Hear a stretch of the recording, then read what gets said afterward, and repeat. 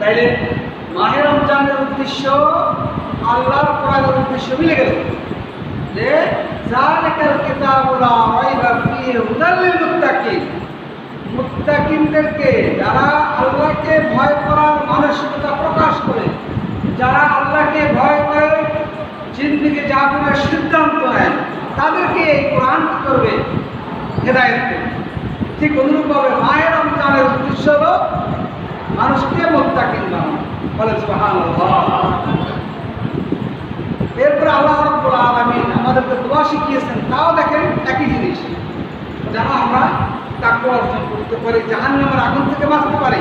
তাকওয়া অর্জনের মাধ্যমে, মুনাফিকি অর্জনের মাধ্যমে আমরা জাহান্নামের আগুন থেকে বাঁচতে পারি। আল্লাহ বলছেন, শিখিয়ে দিয়েছেন আমাদেরকে, রব্বানা আতিনা ফিদ দুনিয়া হাসানাতাও ওয়া ফিল আখিরাতি হাসানাতাও ওয়া কিনা আযাবান নার। মাহে রমজান আমাদেরকে তাকওয়ার জন্য দিয়েছেন, দোয়াও শিখিয়ে দিয়েছেন আল্লাহ যে তোমরা দোয়া করো, হে আমাদের পরওয়ারদিগার, আপনি আমাদেরকে দুনিয়ার কল্যাণ দেন, আমাদেরকে আখিরাতের কল্যাণ দেন, এবং আমরা যেন জাহান্নামের আগুন থেকে বাঁচতে পারি, আমাদেরকে জাহান্নামের আগুন থেকে বাঁচায় দেন। অতএব তাকওয়া অর্জন ছাড়া কেউ জাহান্নামের আগুন থেকে বাঁচতে পারবে না। অতএব তাকওয়ার মাধ্যমে আমরা যেন জাহান্নামের আগুন থেকে বাঁচতে পারি, সেই যোগ্যতা আমাদেরকে দেন। ওকে না আযাবান নার। এরপরে আল্লাহ রাব্বুল আলামিন আমরা যে দাওয়াতি কাজ করি, আল্লাহর দিনে দাওয়াত দেই, মানুষের কাছে আমরা দাওয়াত পৌঁছাই যে ভাই আসেন, দিনের পথে আসেন, আল্লাহর পথে আসেন, আমরা যে মানুষকে বুঝাই, এর উদ্দেশ্য আল্লাহ রাব্বুল আলামিন বলছেন তাত্তাকুন, যে তাকওয়া অর্জন। কি বলছেন? ইয়া আইয়ুহান নাসু উবুদু ইয়া আইয়ুহাল্লাযীনা আমানু কু আনফুসাকুম ওয়া আহলিকুম নারা। হে ঈমানদার লোকেরা, তোমরা নিজেরাও জাহান্নামের আগুন থেকে বাঁচো, তোমাদের পরিবার পরিজনকেও জাহান্নামের আগুন থেকে বাঁচাও। মাহে রমজানের উদ্দেশ্য হলো তাকওয়া অর্জন করে জাহান্নামের আগুন থেকে বাঁচা। কোরআনের উদ্দেশ্য হলো মানুষকে কোরআন হেদায়েত করে তাকওয়া অর্জন করে জাহান্নাম থেকে বাঁচাবে। ঠিক আমাদের দাওয়াতি কাজ করার উদ্দেশ্য হলো জাহান্নামের আগুন থেকে বাঁচা। এই ঈমানদার লোকেরা, তোমরা জাহান্নামের আগুন থেকে বাঁচো, তোমাদের আহালকেও জাহান্নামের আগুন থেকে বাঁচাও। একই জিনিস। আমরা যে ইবাদত করি, সেই ইবাদতের উদ্দেশ্য আল্লাহ বলছেন, ইয়া আইয়ুহান নাসু উবুদু রাব্বাকুমুল্লাযী খালাকাকুম ওয়াল্লাযীনা মিন ক্বাবলিকুম লাআল্লাকুম তাত্তাকুন। হে দুনিয়ার মানুষ, তোমরা ইবাদত করো, দাসত্ব করো আল্লাহ। খালাকাকুম, তিনি তোমাদেরকে সৃষ্টি করেছেন, ওয়াল্লাযীনা মিন ক্বাবলিকুম, এবং তোমাদের পূর্ববর্তীদেরকেও তিনি সৃষ্টি করেছেন। কেন? লাআল্লাকুম তাত্তাকুন, যেন তোমরা তাকওয়া অর্জন করতে পারো, এই জন্য তোমরা আল্লাহর ইবাদত করো। ইয়া আইয়ুহান নাসু উবুদু, হে দুনিয়ার মানুষেরা, তোমরা আল্লাহর দাসত্ব করো, আল্লাহর ইবাদত করো। কেন করবে? লাআল্লাকুম তাত্তাকুন, যেন তোমরা তাকওয়া অর্জন করে জাহান্নামের আগুন থেকে বাঁচতে পারো। তাহলে আমাদের ইবাদতের উদ্দেশ্য, দাওয়াতি কাজের উদ্দেশ্য, আল কোরআনের উদ্দেশ্য, রমজানের উদ্দেশ্য সবই তো আলহামদুলিল্লাহ একটাই উদ্দেশ্য, তাকওয়া অর্জন করে জাহান্নামের আগুন থেকে বাঁচতে হবে। এখন এই তাকওয়ার উৎস, তাকওয়া কি উৎস থেকে আমরা তাকওয়া অর্জন করব? ইয়া আইয়ুহাল্লাযীনা আমানু তাকুল্লাহা ওয়াল তানজুর নাফসুম মা কদ্দামাত লিগাদিন ওয়াত্তাকুল্লাহ ইন্নাল্লাহা খাবীরুম বিমা তা'মালুন। হে ঈমানদার লোকেরা, তোমরা আল্লাহকে ভয় করো, তাকওয়া অর্জন করো, আর তোমাদেরকে তো অবশ্যই এই বিষয়টা তোমাদের অবশ্যই তোমাদের দিলে মনে গ্রথিত করা দরকার। অন্তান্তর নাফসুম মা কদ্দামাত, অবশ্যই ভাবা দরকার, চিন্তা করা দরকার যে আগামী দিনের জন্য তুমি কি করছো। আগামী দিন মানে পরকাল, পরকালের অনন্ত জীবনের জন্য কি করছো এটা তোমার অবশ্যই তোমাকে এই জিনিসটা ভাবতে হবে। মা কাদ্দামাত লিগাদিন।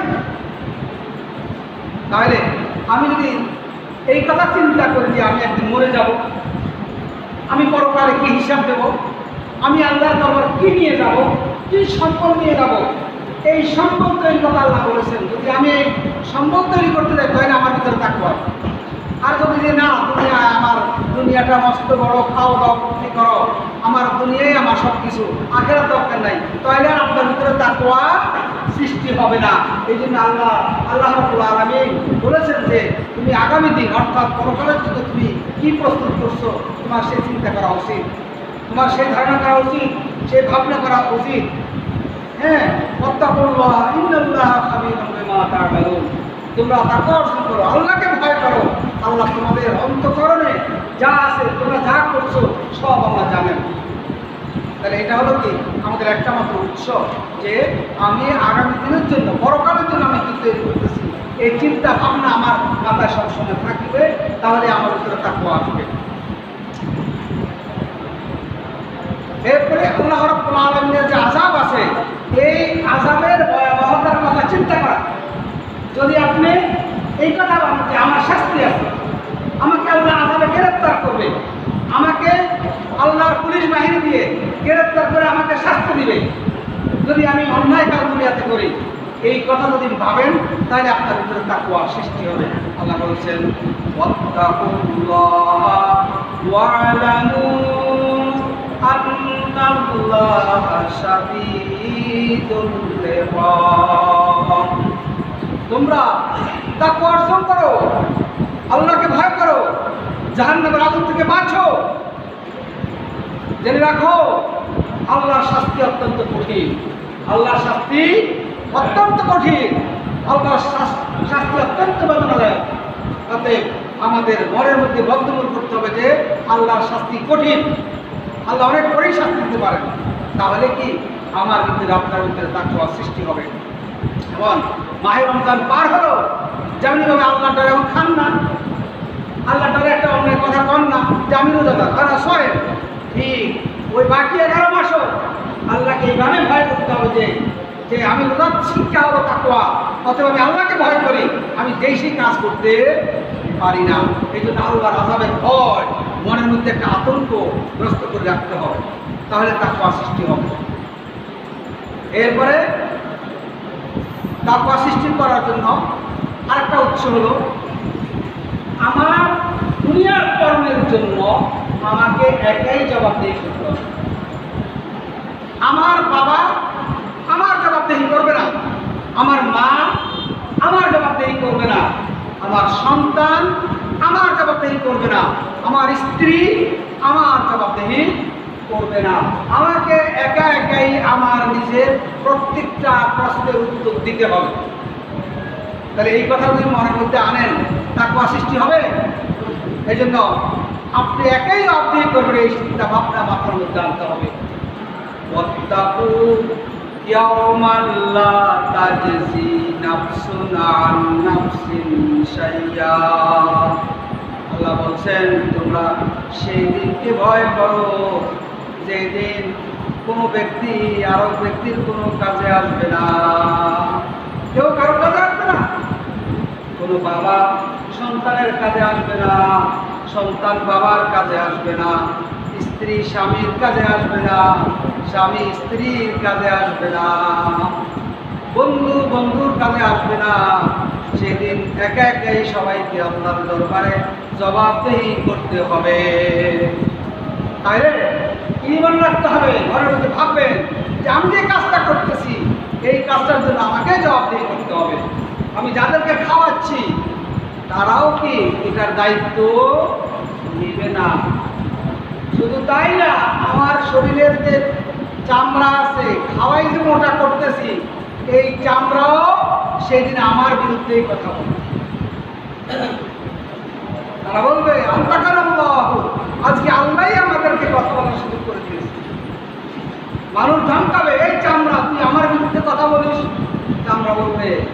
তোমাকে যে আল্লাহ কথা বলার সুযোগ করে দিয়েছে, সেই আল্লাহ আজকে আমাদেরকেও কথা বলার সুযোগ করে দিয়েছে। অতএব এই কথা আমাদের মধ্যে রাখলে তাকওয়া, সারা বছর তাকওয়া থাকবে। রমজানে তাকওয়া শুধু অর্জনের জায়গা, আর সারা বছর এটা ব্যবহারের জায়গা। বাকি 11 মাস কি ব্যবহারের স্থান। এরপরে হাসরের ময়দানের কথা মনে রাখতে হবে। হাসরের ময়দানের শাস্তির কথা মনে রাখলে মনের মধ্যে তাকওয়া সৃষ্টি হবে। আল্লাহ বলছেন, ওয়াত্তাকুল্লাহা ওয়া'লামু আন্নাকুম ইলাইহি তুহশারুন। শুধু এই কথা মনে করলে হবে না যে মনে হয় আমার মৃত্যুর মাধ্যমে সব শেষ, আমার মৃত্যু হয়ে গেছে, বাস আমি বেঁচে গেলাম, আমার আর কোথাও জবাবদিহিতা নেই, এমন কিছু না। আল্লাহ বলছেন যে ওয়াত্তাকুল্লাহ, আল্লাহকে ভয় করো, অর্জন করো, ওয়া'লামু, জেনে রাখো, আন্নাকুম ইলাইহি তুহশারুন, তোমাদেরকে অবশ্যই আল্লাহর দরবারে হাসরের ময়দানে আল্লাহ তোমাদেরকে একত্রিত করবে। অর্থাৎ তোমাদের পুঙ্খানুপুঙ্খ জবাব নেওয়ার জন্য তোমরা দুনিয়াতে কি কাজ করে আসছো, সেই কাজের জবাবদেহি করার জন্য তোমাদের প্রত্যেককে হাসরের ময়দানে একত্রিত করা হবে। এখন আল্লাহর দরবারে যাইবেন, এই কথা যদি মনে থাকে তাহলে তাকওয়া সৃষ্টি হবে, আল্লাহর ভয় সৃষ্টি হবে। এরপরে আল্লাহর সাথে সাক্ষাতের ব্যাপারটা মনে রাখতে হবে যে আল্লাহর কাছে সাক্ষাৎ করবো, এটাই বাস্তব। এখন আল্লাহ নিজেই সরাসরি প্রশ্ন করবে। সেদিন কোনো দোবাসী থাকবে না, কোনো দোবাসী থাকবে না।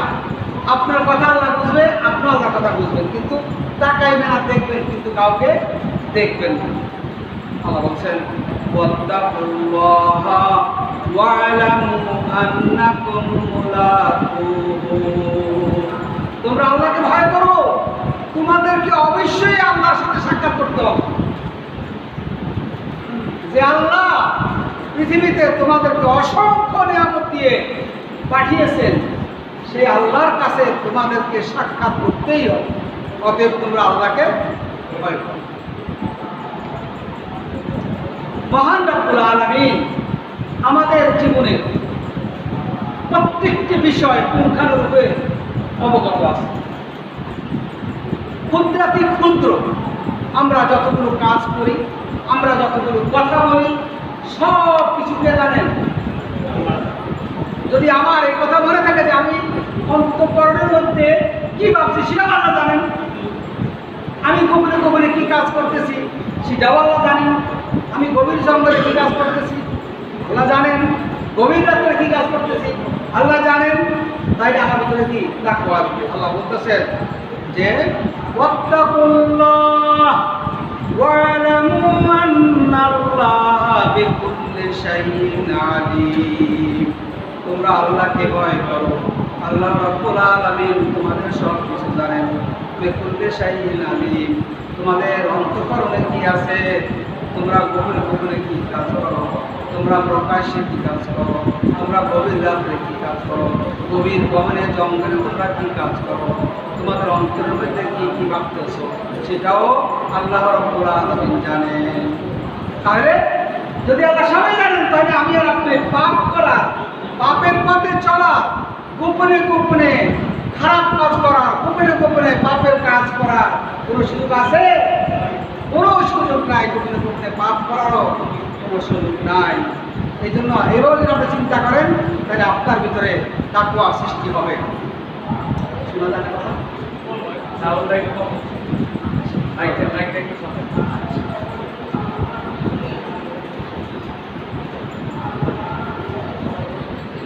এরপরে আমাদের কর্মফল, এবার বেশি আওয়াজ হচ্ছে, বোঝা যাবে? এরপরে আমাদের যে কর্মফল, এই সব কিছু আল্লাহ রাব্বুল আলামিন দেখেন, খবর রাখেন। ওয়াত্তাকুল্লাহা ওয়া'লামু আন্নাল্লাহা বিমা তা'মালুনা বাসীর, তোমরা যত কাজ করো সব কাজের খবর আমি রাখি, সব কাজের খবর আমি রাখি। তা'মালুনা বাসীর, তোমরা যা করো সবই আমি দেখি। এমন কোনো কাজ নেই আমি দেখি না। গোপনে করো, প্রকাশ্যে করো, লুকিয়ে করো, সব কিছু আমি দেখি। কে বলছেন? আল্লাহ। অতএব তাকওয়াল্লাহ, তোমরা আল্লাহকে ভয় করো, তোমরা তাকওয়া অবলম্বন করো। এমনকি আল্লাহ বলছেন যে অহুসসিলা মা ফিস সুদূর, কিয়ামতের দিন তোমাদের অন্তঃকরণে যা আছে সেটাও কি করা হবে? প্রকাশ করে দেওয়া হবে। আপনি মনে মনে কোন শয়তানিটা পরিকল্পনা করছেন, কোন ইবলিসি পরিকল্পনা করছেন, ইবলিসি কাজ করার মন মানসিকতা তৈরি করছেন, এগুলো আল্লাহ ভালো করে জানেন। আপনি মসজিদে আসেন, কোন নিয়তে আসেন সেটাও আল্লাহ ভালো করে জানেন। আপনি নামাজ পড়েন, কোন নিয়তে পড়েন, কোন অন্তঃকরণে পড়েন সেটাও কি আল্লাহ ভালো করে জানেন। সেটাও কাল হাসরের ময়দানে প্রকাশ করে দেওয়া হবে। এমনকি একজন শহীদকে ডাকা হবে এবং ওই শহীদকে স্মরণ করে দেওয়া হবে, তোমাকে আমি এই নিয়ামত দিয়েছি। আল্লাহ আপনি নিয়ামত দিয়েছেন, আমি তো শহীদ হয়ে গেছি আপনার রাস্তায়, বা তুমি একটা মৃত্যু। আল্লাহ বলবেন তুমি মিথ্যা কথা বলতেছ, তুমি শহীদ হয়েছে, তোমাকে মানুষের বীর বলবে। একজন আলেমকে ডাকা হবে, আলেম আলেম হুজুর, আমরা তাদেরকে হুজুর, কমন হুজুর বলেন, মানে সব হুজুর, পাঞ্জাবি গাছ দিলে হুজুর, আলিম বাবা না পাঞ্জাবি হুজুর। আলেম আর হুজুর কি এক কথা? হ্যাঁ, সব হুজুর, আলেম হুজুরের ঢালা। একজন আলেমকে আল্লাহ রাব্বুল আলামিন হাসরের ময়দানে উপস্থিত করে বলবেন যে তুমি কি আমি এই নিয়ামত দিয়েছি। বলবে আল্লাহ আমি তো মানুষকে ওয়াজ নসিহত করে শুনাইছি, কোরআন তেলাওয়াত করে শুনাইছি, কোরআনের অর্থ বুঝাইছি, মসজিদে ইমামতি করছি, আমি তো অনেক কাজ করেছি। তুই একটা মিথ্যু, তুই হলো মিথ্যু, তুমি যা করছো এগুলো আমার জন্য করো নাই, তুমি তোমার নিজের কামাই রোজগার এবং অপরকে খুশি করার জন্য করছো। তোমার মানুষই ইমাম করবে, তোমার মানুষের ওয়াজিন সাহেব করবে, তোমার মানুষের খতিব সাহেব করবে, তোমাকে মানুষের হুজুর সাহেব করবে, তোমাকে মানুষের সম্মান দম্বন করবে। তুমি কারো সালাম দিলা, তুমি তো ইমাম, তুমি তো হুজুর, তুমি বড় মানে পৃথিবীর মাপ পরীক্ষা পাই গেছো আল্লাহর পক্ষ থেকে, তুমি কারোর সালামও দিও না। আসলে একটা হুজুর সারা পর্যন্ত না। এমন আমরা এমন অথর্ব হয়ে গেছি, অসভ্য হয়ে গেছি।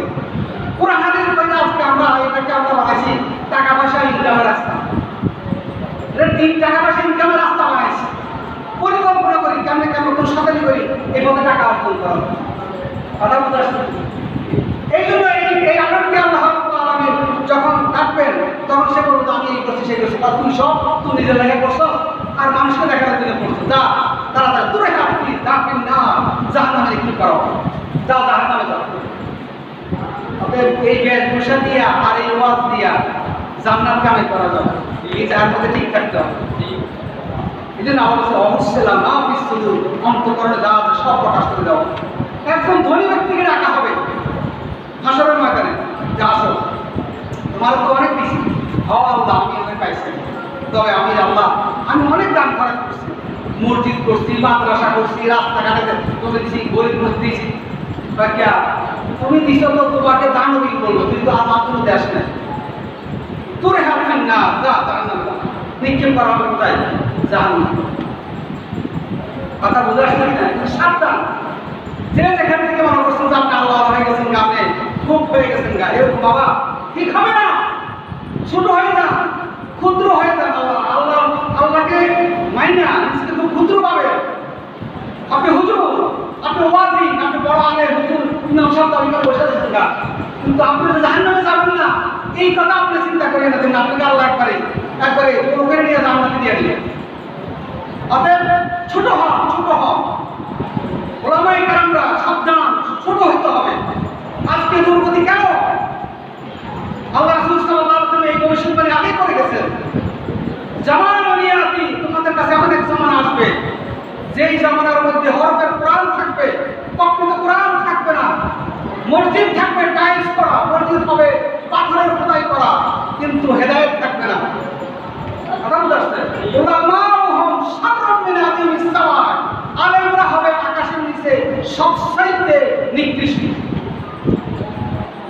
আজকে ওলামায়ে কেরামের মর্যাদা আছে? আজকে নাই, সবচেয়ে নিকৃষ্ট। তাদের আজকে কোনো মর্যাদা নেই, কারণ এখানে শুধুমাত্র মানুষের দোষ না, এটা আমাদেরও দোষ আছে। আমরা সেইভাবে আমল করতে পারি নাই, আমরা সেইভাবে আল্লাহর সাথে সম্পর্ক করতে পারি নাই। না হলে একটা দোয়া করবো সব জায়গায় চাইয়ে দেবো। আগেকার ওলামায়ে কেরামরা বৃষ্টি লেগে দোয়া করছে, বৃষ্টি এসে গেছে। এখন আমাদের ভিতরে কি নাই? সেই জজবাও নাই, সে আমলও নাই, সে চরিত্র নাই, শুধু কাল খাম খাম খাম খাম খাম খাম কাল খাম, এই নিয়ে আমাদের ভাবনা। এই জন্য আজকে আমরা শান্তি পাচ্ছি না। আজকে আমরা কর্ম, আল্লাহ রাসূল বলছেন একসময় ওলামা মুশাররুমিন আদি বিসসামা, ওলামারা হবে সবচেয়ে নিকৃষ্ট ধর্মীয় ব্যক্তি। মেম্বার, চেয়ারম্যান, কমিশনার, মন্ত্রী, মিনিস্টাররা কি করবে? ফতোয়া দিবে, আর মানুষকে কি করবে? গোমরাহ করবে। আসলে হাদিস। এই জন্য অহস্যলা মাফিস সুদূর, আমার আপনার অন্তঃকরণে কি আছে সেটা প্রকাশ করে দেওয়া হবে। এই কথা যদি ভাবেন তাহলে তার পড়াশোনা হবে কিনা? তাদের অন্তরকে পরিষ্কার, আয়নার মতন পরিষ্কার, পরিচ্ছন্ন আয়নার মতন, স্বচ্ছ আয়নার মতন, স্বচ্ছ গ্লাসের মতন পরিষ্কার করতে হবে। না করলে কোনো আমলে আল্লাহর কাছে কবুল হবে না। ইন্নামাল আমালু বিন্নিয়াত। পারেন না আপনারা এই হাদিসটা? সবাই পারেন? এই হাদিসটা বুখারী শরীফের প্রথম, ইন্নামাল আমালু বিন্নিয়াত। অতএব এই জায়গাটা স্বচ্ছ করতে হবে, সুন্দর করতে হবে, সুন্দর নিয়তে কাজ করতে হবে। এরপরে আমার হৃদয়ের ভাবনা বললাম, এই আল্লাহ অন্য আয়াতে